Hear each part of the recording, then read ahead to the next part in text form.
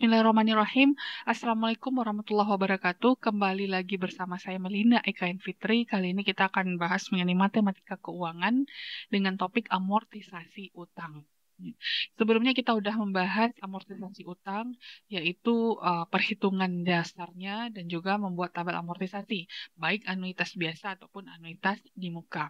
Nah, kali ini kita akan masuk subtopik baru dari amortisasi utang, yaitu pembiayaan kembali pinjaman atau diistilahkan dengan refinancing loan.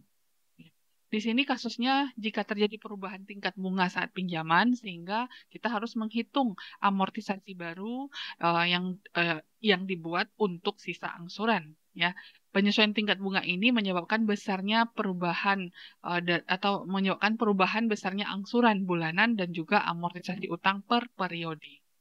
Kasusnya bisa kita jelaskan secara garis besar seperti ini. Misalnya, saya punya pinjaman pada sebuah bank, yaitu sebutlah Bank A, ya, di mana pinjaman ini adalah selama 5 tahun di Bank A dengan bunga bulanannya dengan angsuran bulanan dan bunga tahunannya 21%. Ya, artinya ini adalah J12. Ya. Ternyata setelah 2 tahun pembayaran, ya, bunga pasar itu turun menjadi 18%. Dan kita berharap Bank A tempat kita meminjam tadi pun juga bunganya turun mengikuti bunga pasar. Namun kenyataannya tidak demikian. Ya. Tidak demikian. Kalau seandainya memang bisa kita melakukan negosiasi pada Bank A dan dia mengabulkan untuk menurunkan bunga tersebut, ya, berarti cicilan kita tentu juga akan berkurang. Ya. Sehingga karena bank ini tidak mau mengikuti bunga pasar, kita dapat tawaran ternyata dari bank yang lain, yaitu sebutlah Bank B dengan bunga sesuai dengan bunga pasar. Tentu tujuan kita nanti adalah menghitung berapa saldo utang kita setelah 2 tahun pembayaran, lalu kita utang tersebut kita bayar dengan meminjamkan uang kepada Bank B. Artinya apa? Pinjaman yang dari Bank B tadi kita lunasi untuk melunasi Bank A yang bunganya 21% PA tadi, ya. Bank A sesuai dengan saldo utang setelah 2 tahun. Nah, namun demikian, Bank A tidak segampang itu memberikan keputusan untuk kita melunasi dari waktu sebelum jangka waktu pembayaran pinjaman tadi, ya, sebelum 5 tahun. Dia kenakan penalti atau denda. Yaitu dendanya bisa saja persentase daripada saldo utang ataupun sekian kali cicilan. Ya, otomatis bagaimana? Otomatis yang harus kita lunasi ke Bank A adalah berapa saldo utang setelah 2 tahun pembayaran ditambah dengan denda yang dikenakan oleh bank tadi, ya, Bank A tersebut. Nah, totalnya tentu lebih besar dibandingkan yang tadi, ya. Nah, baru kita pinjamkan ke Bank B. Nah, sebelum memutuskan tersebut, kita harus menghitung kembali, ya, berapa besarnya cicilan yang harus kita bayar.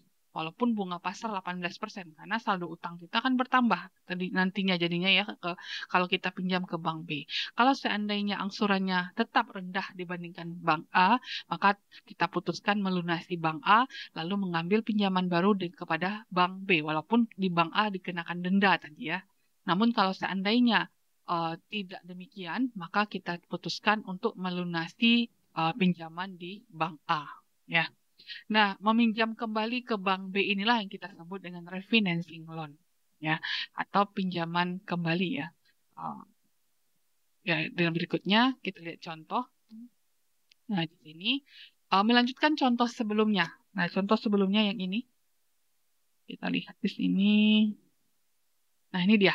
Contoh sebelumnya, 1 Januari 2006, memutuskan beli rumah 400 juta. Ini, ya. Cicilannya 7.618.28,23 selama 60 bulan.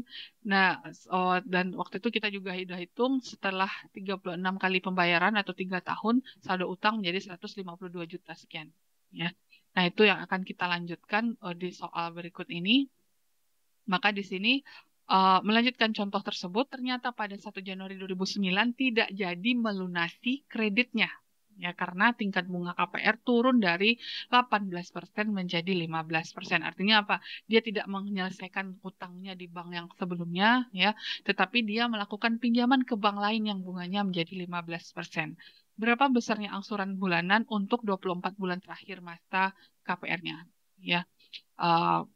Maaf, di sini maksudnya adalah karena tingkat bunga KPR turun 18% menjadi 15%, ya. Artinya di sini dia mau menghitung berapa cicilannya kalau bunga yang tadinya 18 turun jadi 15% ya. Maka di sini kita hitung angsuran di mana present value-nya ini adalah saldo utang setelah 3 tahun ya, atau saldo utang untuk yang harus kita bayar lagi 24 bulan lagi, yaitu diperoleh dengan bunganya adalah bunga yang baru 1,25% yang turun tadi ya. Kalau 18% kan bunganya 1,5% ya. Kalau ini menjadi 1,25%, maka diperolehlah besarnya angsuran yang baru kalau si bank tadi mengikuti bunga pasar yaitu 7.398.683,98 ya.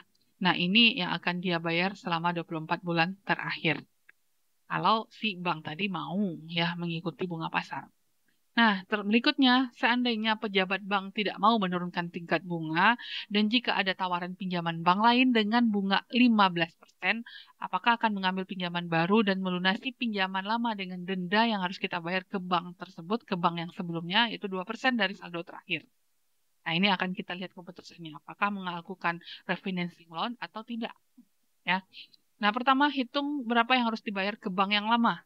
Saldo kredit di 1 Januari 2009 tadi kan 152.592.193,50, denda 2% dari saldo ini, maka diperolehlah totalnya yang harus kita pinjam ke bank yang baru tersebut adalah 155.644.4037,4 ya. Ini uang yang harus kita lunasi kepada bank yang lama dan yang harus kita pinjam kepada bank yang baru dengan bunga 15%. Ya, dari pinjaman yang 155 juta ini tentu kita hitung berapa angsuran yang harus kita bayar dengan periodenya adalah 24 bulan ya. Sehingga diperolehlah besarnya angsuran 7.546.657,7 ya. Jika dibandingkan dengan cicilan yang awal tadi yaitu sebesar 7.618 ya, tentu ini masih dibilang lebih rendah dibandingkan cicilan yang sebelumnya walaupun kita bayar denda kepada bank yang lama tadi. Ya, tapi cicilan tetap masih rendah. Untuk itu bagaimana kalau seandainya cicilan di bank yang baru tadi lebih rendah, tentu kita pasti akan memilih angsuran yang lebih rendah ya. Tentu akhirnya kita melakukan refinancing loan ya. Kita akan mengambil pinjaman kembali di bank yang baru ini dan melunasi utang kita di bank yang lama. Namun kalau seandainya angsuran yang baru lebih tinggi dibandingkan yang lama, sebaiknya kita menyelesaikan angsuran kita di bank yang lama. Jadi kita tidak perlu melakukan refinancing loan ya. Sampai di sini untuk pembiayaan pinjaman kembali atau refinancing loan. Jika ada yang mau diskusikan, silahkan di kolom komentar. Ya, terima kasih. Assalamualaikum warahmatullahi wabarakatuh.